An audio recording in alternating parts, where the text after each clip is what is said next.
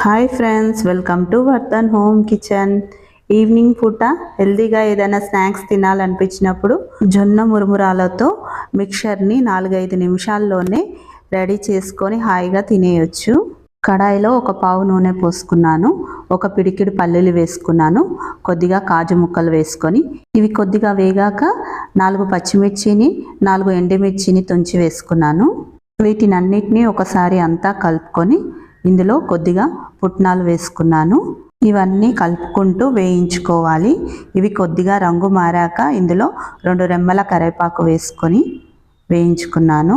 ఇందులోనే 1/2 స్పూన్ పసుపు వేసుకొని పసుపంతా కలిసేలాగా బాగా కలుపుకోవాలి. ఇవి జొన్నలతో చేసిన మురుమురాలండి. ఎక్కడైనా సూపర్ మార్కెట్లో దొరుకుతాయి. 200 గ్రామ్స్ జొన్న మురుమురాలు వేసుకున్నాను. ఈ మురుమురాలు ఆల్రెడీ క్రిస్పీగా ఉంటాయండి. ఒకవేళ క్రిస్పీగా లేకపోతే 2 నిమిషాల వరకు వేయించుకుంటే క్రిస్పీగా అవుతాయి. ఇందులోనే కొద్దిగా ఉప్పు వేసుకున్నాను. అంతా బాగా కలిసేలాగా కలుపుకోవాలి.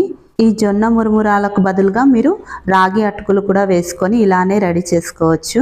జొన్న మురుమురాలను కలుపుకుంటూ 2 నిమిషాల వరకు మీడియం ఫ్లేమ్లో వేయించుకున్నాను.